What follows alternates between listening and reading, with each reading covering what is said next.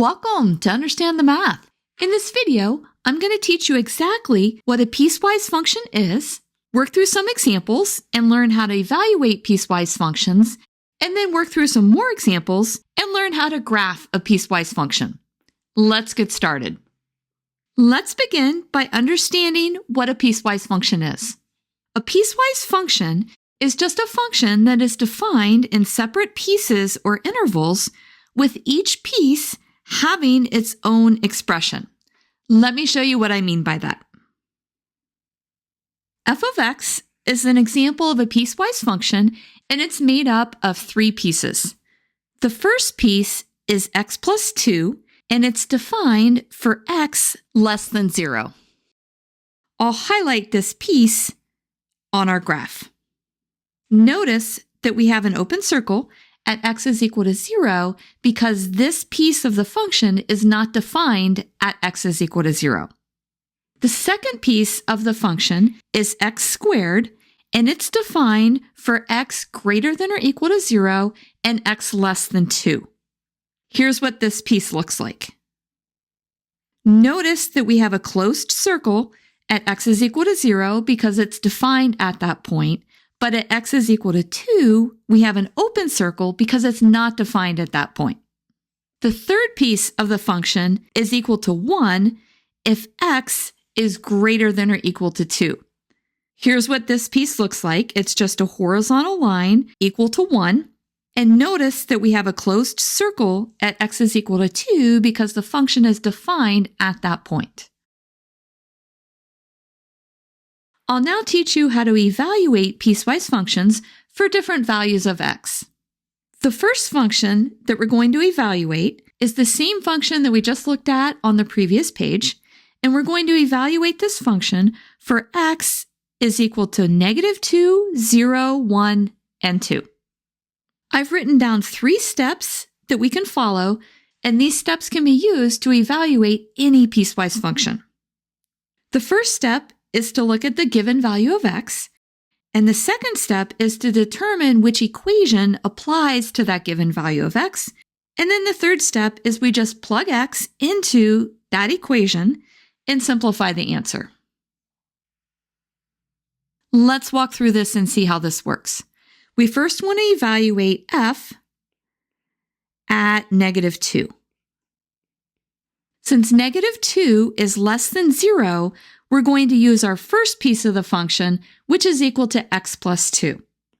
We're going to plug in x is equal to -2, so we have a -2 plus 2, and we just simplify that to get an answer of 0. Let's now evaluate f at 0. Notice in our function that 0 occurs at 2 places, but we need to use the piece where x is equal to 0. And that's going to be this piece right here. F of 0 is then 0 squared, which is just 0.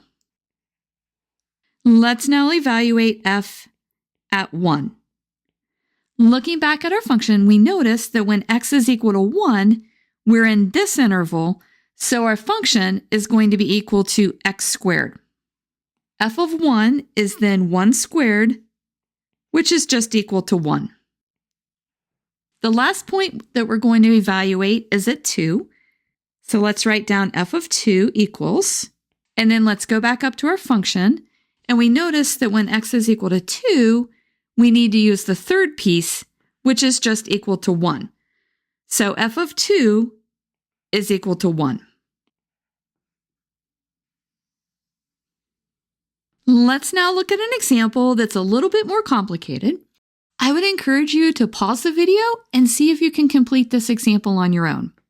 We're going to evaluate f of x for the values x is equal to -4, -2, 3, and 4. We'll start with f of -4. We go up to our function, and we need to find the interval that contains -4. And that's this interval right here because -4 is less than -2. And our function is going to be equal to x minus 5. So we're going to plug in -4 for x and we get negative 4 minus 5, which gives us a value of negative 9. The next point is negative 2, so we'll write down f at negative 2 equals, and then we'll go back up to our function, and we're going to notice that x is equal to negative 2 in this interval, so we're going to use this piece of the function. We'll plug in x is equal to negative 2, so we have a negative 2 quantity squared plus 3 times negative 2 minus 6. And now we're going to simplify. Negative 2 squared is 4. And then we have a minus 6 minus 6. That's a minus 12 plus 4, which gives us a value of minus 8. Let's now evaluate f of 3. Going back up to our function, we see that 3 is in this interval, so we're going to use this function again. But now instead of plugging in negative 2, we're going to plug in 3. This gives us 3 squared plus 3 times 3 minus 6. Now we'll simplify. 3 squared is 9, and then we have another 9 minus 6. So this is 18 minus 6, which is equal to 12. The last point is x is equal to 4. Let's write down f of 4 is equal to, now we have to go back up to our function, and we notice that when x is 4, we're in this interval right here, so we're going to use this piece of the function. We'll plug in x is 4, so we have 4 cubed plus 2. This is just 4 times 4 squared to make it a little bit easier. So this is just 4 times 16 plus 2. This gives us 4 times 16 is 64 plus 2 gives us a value of 66. You now know how to evaluate piecewise functions. What we're going to do next is learn how to graph these types of functions. We're going to walk through 2 examples where we graph piecewise functions. The first function that we're going to learn how to graph contains 2 pieces. The first piece is equal to 3 if x is less than 2, and then the second piece is equal to x minus 1 if x is greater than or equal to 2. I've outlined some steps that we can follow to graph a piecewise function, and we'll walk through these steps as we graph our function. The first function that we're going to graph is f of x, which is the same thing as y, is equal to 3. And according to the function above, this is the piece that we're going to use if x is less than 2. Let's now walk through our steps. The first step tells us that we are to graph the first piece of the function with a dotted line. I found that this is just a nice method for graphing these types of functions. The function that we're going to graph is y is equal to 3. Let's go ahead and do that. The graph of y is equal to 3 is just a horizontal line at the point y is equal to 3.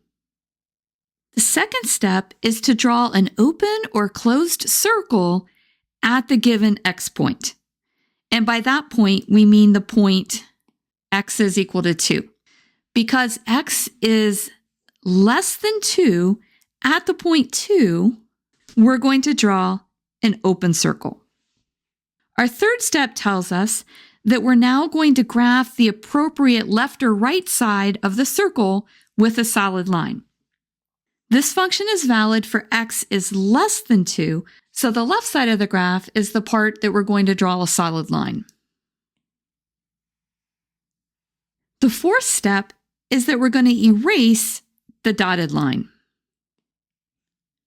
The reason that I did it this way is because I found that students have an easier time first just drawing the function, and then after that, determining which interval the function is valid.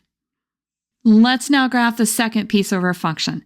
The second piece of our function is f of x is equal to y is equal to x minus 1, and this is going to be valid for x is greater than or equal to 2. So we'll begin by drawing a dotted line for y is equal to x minus 1. When x is 0, y is going to be minus 1, and then when x is 1, y is going to be equal to 0. That's going to help us draw our graph. Our graph is going to be a line with a slope of 1 that passes through those points. So let me go ahead and let's put those points on here first. X is equal to 0, y is equal to negative 1, and then x is 1, y is 0. Now we can draw our dotted line, and we're going to know that it's going to go through those 2 points. The next step is that we're going to draw a closed circle at x is equal to 2 because the function is defined at x is equal to 2. Now we're going to draw a solid line to the right because that's where our function is defined. It's defined for x greater than or equal to 2. So let's go ahead and let's draw that solid line. And then lastly, we'll go ahead and erase our dotted line, and let's go ahead and let's erase our pink points as well. Now we have a nice graph of our piecewise function. One thing I always tell students to do after they graph a piecewise function is to look at it again and just make sure that none of the pieces are overlapping, because at each point of x, only one function should be graphed. Let's now graph a function that has 3 pieces. You may want to pause the video and see if you can graph this function on your own. Just to make things easier, I've written down the steps again that we can follow. The first piece that we're going to graph is y is equal to minus x, and this is valid for x less than or equal to 0. This is going to be a straight line with a slope of negative 1. When x is equal to 0, y is equal to 0. And then when x is equal to negative 1, y is equal to 1. Let's go ahead and let's put a little pink dot at those points. Our line then passes through those points, and we draw our dotted line just like that. Now, at x is equal to 0, we're going to put a solid circle because our function is defined at 0, and we're going to draw a solid line to the left of that point. And then the last thing we'll do is we're going to erase our dotted line and our little pink point. Now we have the first piece graphed. Let's move on to the second piece. Our second piece is y is equal to 4 minus x, and it's valid for x greater than 0 and less than or equal to 2.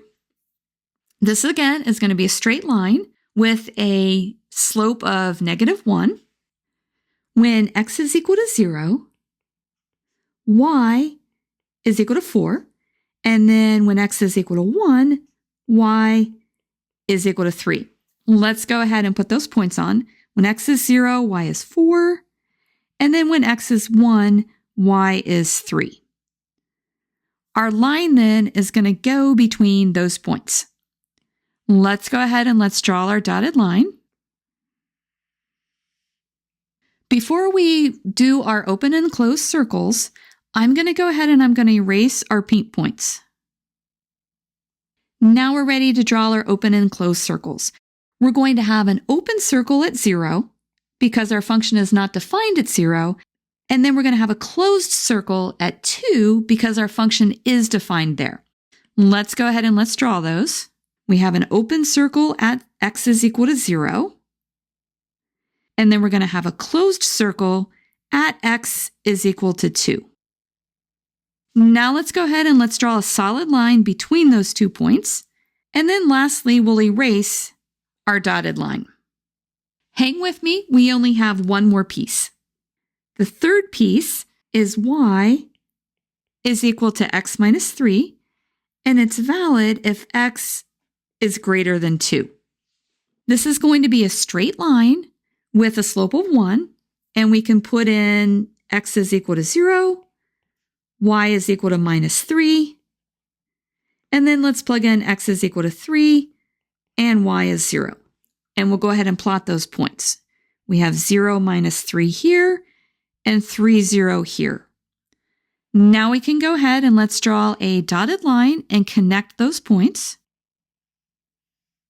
And then let's notice that our graph is valid for x is greater than 2. That means that we're going to have an open circle when x is equal to 2. Let's go ahead and let's draw that. This graph is going to be valid for x is greater than 2, so we're going to draw a solid line to the right of 2. And then we'll erase our dotted line. And now we're going to have to go in and erase our pink lines. And that's it. You now know how to evaluate and graph piecewise functions. I hope this video helped you understand piecewise functions a little bit better. If this video has been helpful to you, please consider subscribing to my channel. Keep believing in yourself and have a great rest of your day.